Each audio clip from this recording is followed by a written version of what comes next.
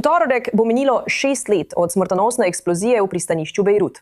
In libanonski predsednik pravi, da se pravica ne more več čakati. Predsednik Joseph Aoun poziva sodstvo naj izda dolgo pričakovano obtožnico zaradi eksplozije avgusta 2020, ki je ubila več kot 220 ljudi in ranila več kot 6500 oseb. 6 let kasneje nihče še ni odgovarjal. Čeprav so libanonske oblasti povedale, da je eksplozijo sprožil požar v skladišču, kjer je Hezbolah več ton amonijevega nitrata verjetno skladiščil dolga leta, kljub večkratnim varnostnim opozorilom. In vpliv Hezbolaha ostaja ključen za prihodnost Libanona. Izrael in Libanon v torek v Rimu začenjata 7. krog neposrednih pogovorov osredotočenih na širitev pilotnih območij, kjer libanonska vojska nadomesti vojaško prisotnost Hezbolaha, kar omogoča umik izraelskih vojakov. ZDA pozivajo k potrpežljivosti in opozarjajo, da obe strani potrebujeta jasen in izvedljiv postopek, preden nadaljujeta. Da bi o tem govorili več, se mi v studiu pridružuje varnostni analitik Jonathan Rigel. Jonathan, ali lahko prizadevanje za preiskavo eksplozije v bejrutskem pristanišču ali njihovo pomanjkanje povežemo s tem, kar vidimo danes? Ali lahko libanonska država razbije vpliv Hezbolaha, ko pa se je ta teroristična skupina do zdaj upirala celo preiskavi tega smrtonosne eksplozije? Mislim, da je to, kar vidimo tukaj, jasen primer, kako Hezbolah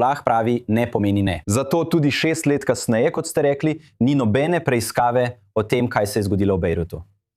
220 ljudi je umrlo. Očitno je bilo znano, da je to nevarna stvar in nihče ni storil ničesar.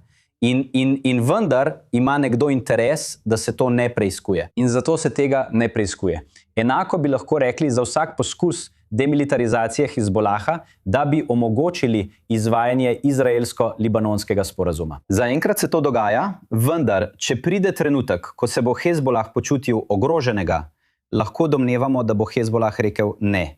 In tako kot v tem primeru, ne pomeni ne. Ko govorimo o pilotnih območjih in o razpravah, ki jih pričakujemo jutri v Rimu, kaj je prvo pilotsko območje razkrilo o sposobnostih libanonske vojske pri dejanski razgradnji Hezbolaha? Prvo pilotsko območje nam je pokazalo, da lahko libanonska vojska vstopi in morda ohranja mir ter red na tem določenem območju, vendar ali lahko razgradi infrastrukturo Hezbolaha? Mislim, da je v približno 2 tednih, odkar je libanonska vojska vstopila, prišlo do napada z eksplozivnim dronom na izraelsko vozilo. Bilo je precej velikih izraelskih operacij za razgradnjo in razstrelitev Hezbolahove infrastrukture.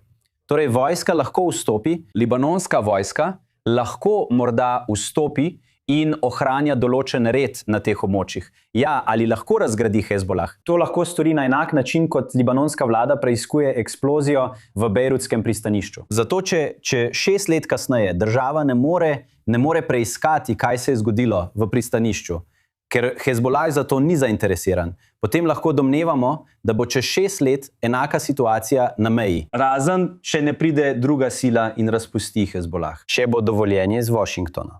V redu, bomo videli, o čem bodo jutri v Rimu točno govorili. Jonathan Rigel, hvala za varnostno poročilo. Hvala.